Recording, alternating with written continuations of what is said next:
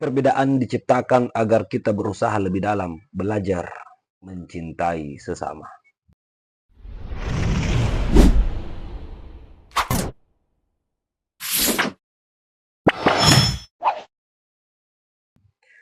Assalamualaikum warahmatullahi wabarakatuh. Salam sejahtera untuk kita semua bosku. Salam NKRI, salam merah putih.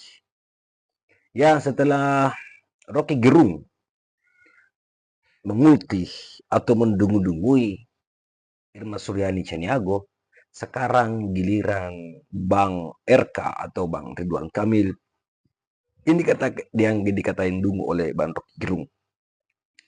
Bahkan itu berada pada level tertinggi, kedunguan tertinggi. Itu momen di saat Bang RK kampanye di pemilihan gubernur DKI. Ternyata ada pernyataan yang kemudian menyinggung soal janda. Jadi what happened ya? Ada apa dengan janda gitu? Yang kemudian dikritik oleh Rocky Gerung, itulah kedunguan tertinggi.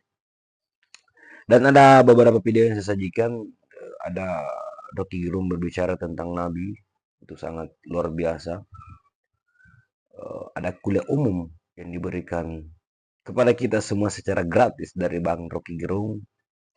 Dan ada pula ketika Rocky Gerung dulu yang belum terlalu tampil di TV, belum banyak mungkin yang kenal, yang tahu, berbicara tentang KPK dan korupsi yang ada di Indonesia. Oke bosku, tanpa berbasa-basi mari kita simak videonya. Check it out.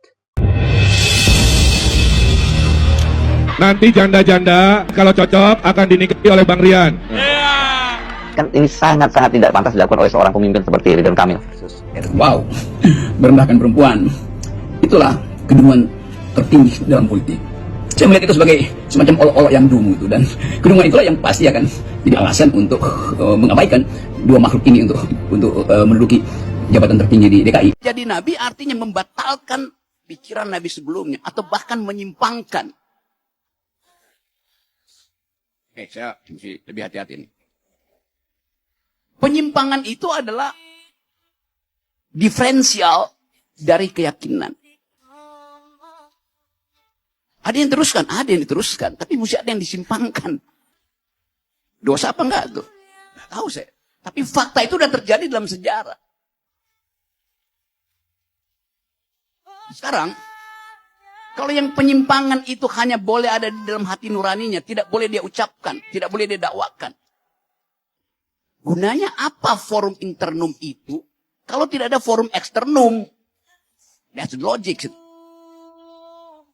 Saya naksir pada seseorang, tapi saya nggak boleh ucapkan itu. Loh, naksir itu, energi di dalamnya itu diekspresikan dalam bentuk tindakan.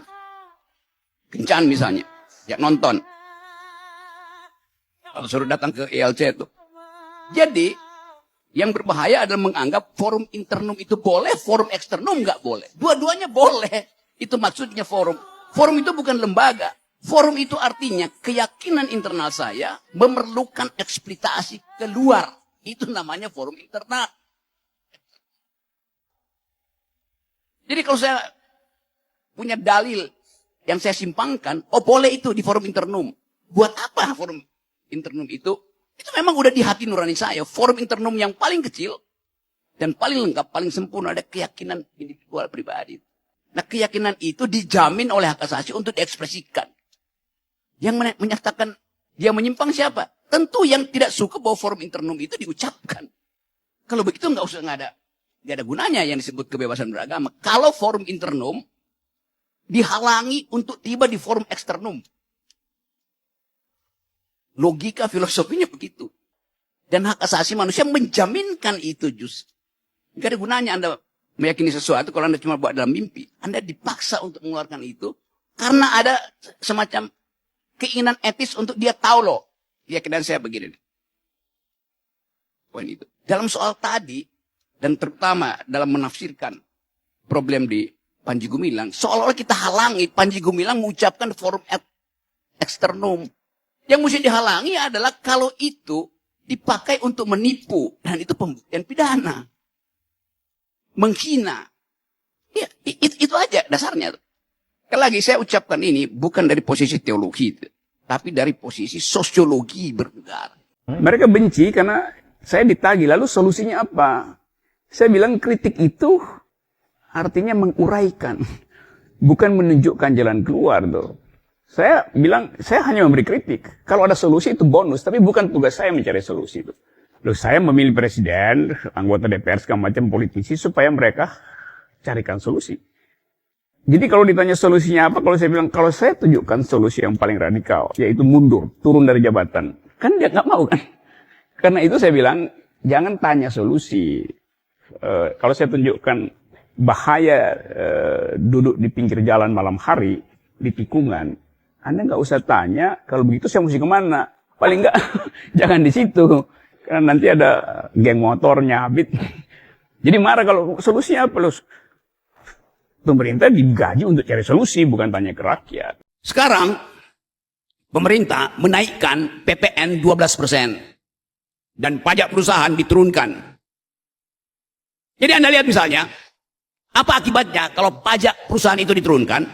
Artinya, yang bergembira adalah mereka yang punya aset, punya keuntungan, tapi pajaknya dikurangi. Supaya ada aktivitas ekonomi. Sebab kalau perusahaan dipajaki terus-menerus, mereka nggak mau bekerja. Buat apa bekerja kalau pajaknya makin lama makin menggeroti keuntungan? Jadi kalau pajak dinaikkan, pajak perusahaan, yang disiksa itu cuman korporasi. Tapi kalau pajak PPN, pajak pertambahan nilai, yang dinaikkan, yang kena kita semua.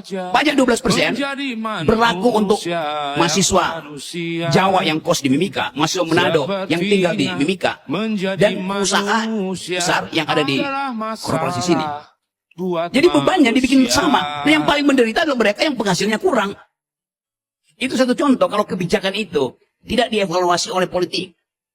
Jadi tugas dari milenial adalah mengevaluasi kebijakan publik. Memastikan bahwa ada sesuatu yang salah dalam ukuran-ukuran publik. Kan kita ingin supaya ada satu perubahan yang betul-betul kualitatif. Dan itu harus datang dari atas. Tapi presiden kan ragu-ragu, selalu ragu-ragu. Yang diucapkan adalah sesuatu yang normatif. Tolong dong, jangan korup. Itu mesti ada langkah. Ini kan situasi darurat hukum, darurat keadilan. Jadi langkahnya juga mesti radikal. Dan itu yang tidak mungkin diucapkan oleh presiden yang memang dasar psikologinya ragu-ragu. Sama seperti slogan polisi Inggris itu. Lebih baik tidak ada Perdana Menteri daripada tidak ada Scotland Yard, polisi Inggris itu. Demikian juga di Indonesia itu. Jadi KPK itu bagi saya adalah sesuatu yang tetap kita perlukan. Dan kita tahu bahwa KPK ini kan lembaga bantuan. Kalau polisi, jaksa udah bekerja baik, tentu dia berhenti jadi lembaga pengusut pidana. Nah, selama KPK terus-menerus menangkap orang, itu berarti pertanda lembaga-lembaga formal tidak bekerja. Gitu. Oke bosku, bagaimana menurut tanggapan kalian tentang video ini? Silahkan cantumkan di kolom komentar. Jadi memang agak aneh.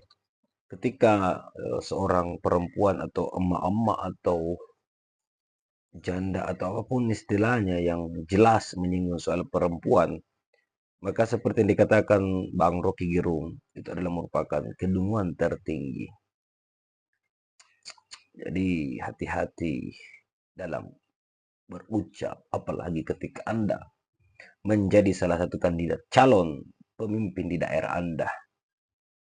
Jadi hormati mereka, siapapun dia, apapun status, apapun pangkat, apapun itu, yang jelasnya dia manusia, maka mari kita senantiasa untuk menghargai sesama manusia. Kenapa? Ketika engkau mencela atau mencaci maki orang lain, maka sesungguhnya itu tidak mencela orang lain tersebut, tapi kau telah mencela dirimu sendiri pada diri yang lain. Oke bosku, mungkin itu saja video kali ini. Sampai jumpa di video selanjutnya. Jangan lupa like, share, komen, dan subscribe. Assalamualaikum warahmatullahi wabarakatuh.